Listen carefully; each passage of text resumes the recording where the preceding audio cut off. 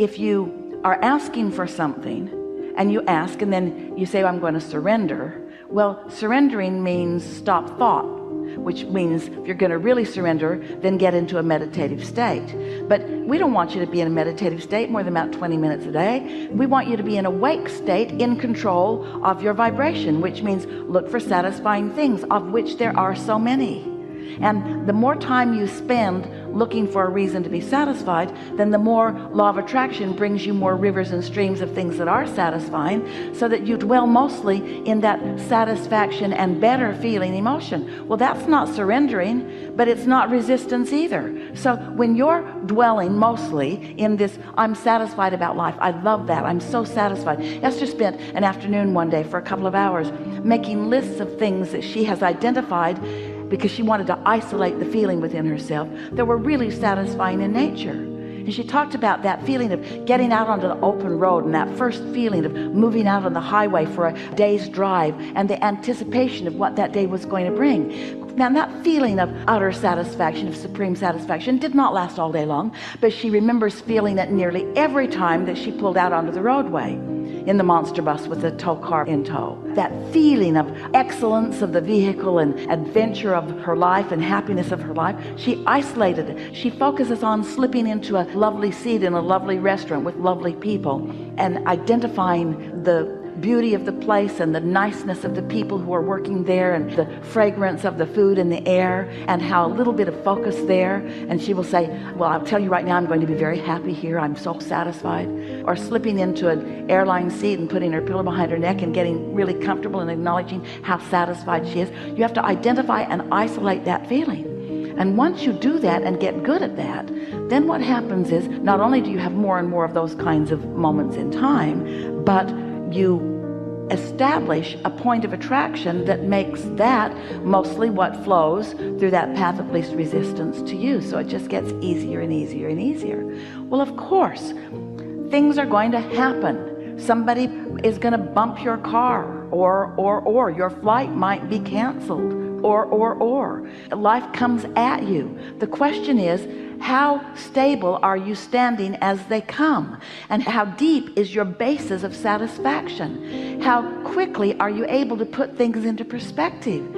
You have an earth that spins in its orbit every single day in perfect proximity to other planets in ways that we can't even begin to describe, and for reasons that you couldn't understand if we did describe it. That would need to be the only thing that you focus on, that would give you reason, substantial, validated reason to feel satisfaction, and yet it's not something that comes up in your mind very often. Somebody bumped my car. Well, the earth is still spinning in its orbit. That's usually not where you go, but you could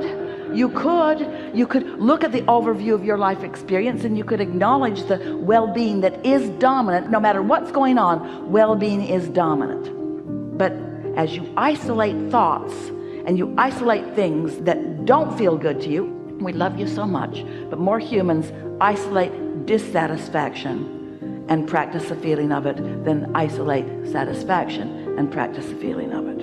And here's something that we really want you to know. You've been listening to us for a while, been reading and hearing some processes that we've offered. And we've offered processes to help you move up the emotional scale. So from despair into something that feels more like revenge, because revenge really is less resistant than despair. There's more control. You feel more control in revenge than you do in despair. Do you know that? Now, we don't recommend you stay there very long, because if you take action while you're still hanging around there, it's going to get a whole lot worse. But there is relief.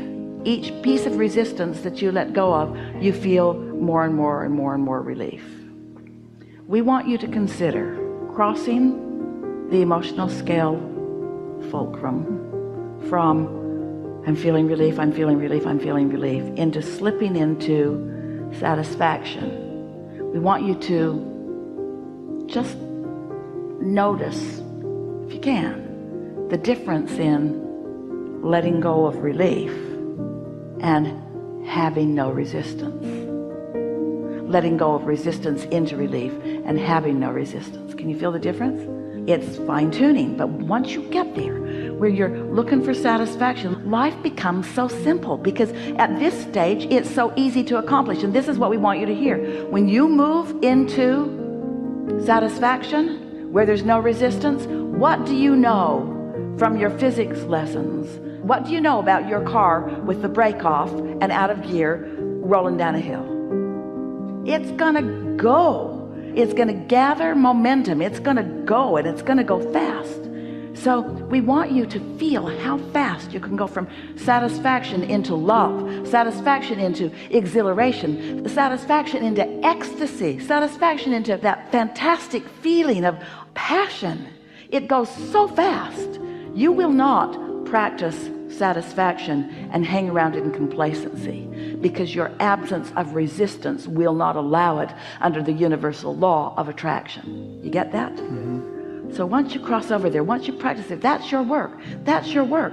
Don't take some big issue that you've been carrying around for a long time, that a lot of people are beating the same drum of, and make that what you're deciding to release all resistance on. Just let it be the little things that are easy to find satisfaction about. Because if you find 20 or 30 or 40 or 100 things in a day that you feel satisfaction about, you've got momentum going, and then before you know it, more and more and more and more and more of what's in your vortex will be flowing into your experience. So you have big, big, big reasons to feel satisfaction. You'll pick the winning lottery ticket. You'll round the corner when the love of your life is rounding the same corner. You'll be moving through life where the things that you've been asking for will obviously appear in your experience. You'll get to witness the unfolding of manifestations that will thrill you. In other words, this is big stuff that we're talking about, but little tools that are necessary in order to get there. There is so much leverage in alignment.